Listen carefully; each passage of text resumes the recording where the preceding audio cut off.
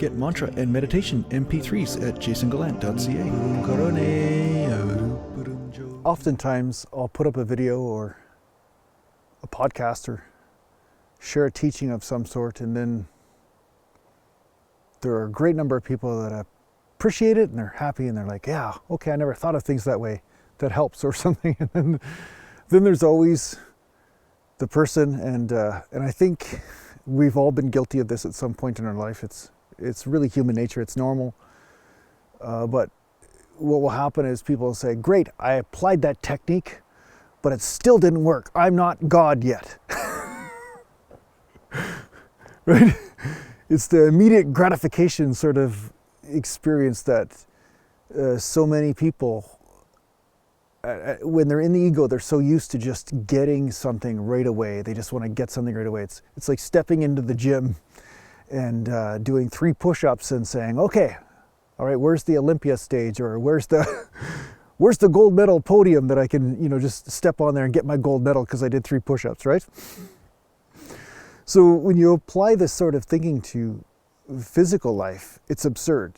People are like, wow, I would never expect to go into the gym one time and then achieve elite status in any sort of sport. But when they apply a principle, and most of the time they apply just a piece of it, but not 100% of it, right? Such as you say, detach from an outcome. Allow yourself to let go of your point of view and your opinions. Let go of your desires and fears. They're saying, good, that didn't work. I still don't like the stuff that's happening. Well, there you go. You haven't let go of your desires and fears yet because you still have a preference, right? So it's really funny to look at now from where I'm sitting in this chair. But I was exactly like that at some point in my life. So I'm not judging here. I'm just saying that it's perfectly normal. But unfortunately, life isn't about what's easy. Like, there have been thousands of spiritual masters since the dawn of time, or millions really, who have mastered the elements, mastered their self, fell into the deepness of the self, the capital S. And they aspired for this for decades. It wasn't just one moment, although it can happen that way for those who have done a certain amount of spiritual practice, even though they didn't know they were doing it. Right? It's a matter of pulling at one string on the tapestry at a time. One string, one piece of illusion at a time, and every string that you pull at, every string of that false identity that you pull at, the real identity, the real self presents itself, just a little bit at a time. So patience is necessary. Because like I've said, when you do a spiritual practice such as a mantra practice, and say you're seeking to experience peace, so you start chanting a peace mantra, well, what happens? When you start chanting a mantra for peace, what will happen is the overwhelming noise inside yourself will present itself to you. The noise and anarchy will become stronger, and then at some point when you hit a certain level of mantra repetition, there's this pop, and then a grander unconditional peace makes itself available to you. But this is a process. This is why it's called spiritual discipline, not spiritual immediate gratification. So in time, if you are gentle with yourself, if you let go of the overwhelming expectation for everything to be perfect or to be a certain way, if you can let go of this, a natural process happens. You become victimized by truth instead of creating it, right? Or trying to create some false doppelganger of it.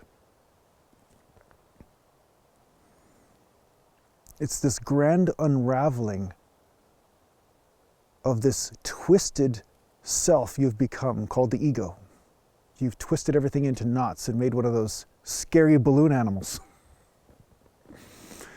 And as you allow the universe just to leak a little bit of that air out of those balloons at a time, your enlightenment presents itself. It isn't something that can be rushed or created based on the ego's preferences, because the ego is the problem.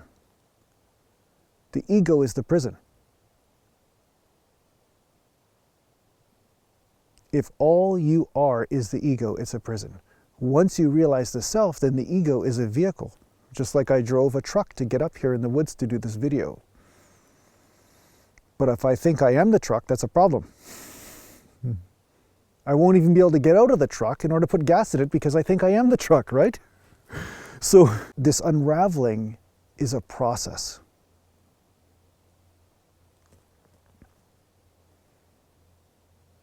You start with understanding what is the mind. It is the place of thought. It is the place of story. It's the place of self-identification. All ideas of yourself are there. All ideas of life, all preferences, what you like, what you don't like. All the decisions that are there that are conscious and been there so long that you're not even conscious of how they got there in the first place. We call that conditioning. So you don't have to try to pull the largest conditions out right away, but by slowly letting go of the smaller conditions, the smaller illusions you have, more and more unconditional fulfillment comes to you. It just is there all of a sudden. All of a sudden you're perceiving life differently and you don't know how you got here. How am I perceiving life differently now? How'd that happen?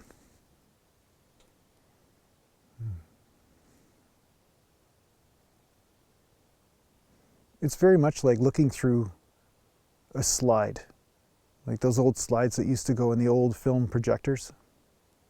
You know, they used to project just a picture on the wall.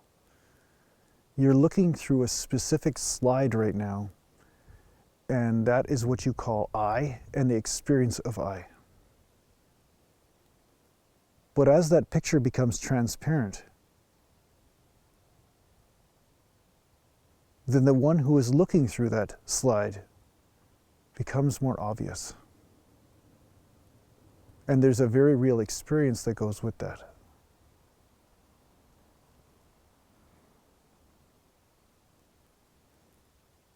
So realize this is a journey. It's not anything to do with immediate gratification. It's more about a slow unraveling. Like water over a stone, you're unraveling. Sometimes an illusion that some sages will tell you took many lifetimes to get there. So celebrate the small victories. That's gratitude. It opens the heart and allows this process to deepen.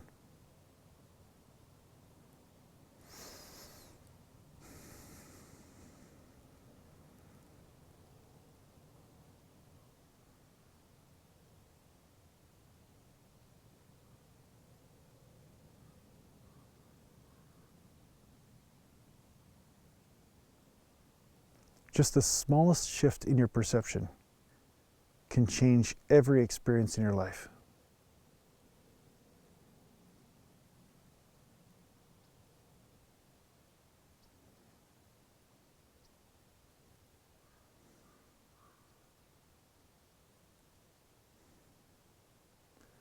So I hope this helps you on your spiritual journey. Take care for now.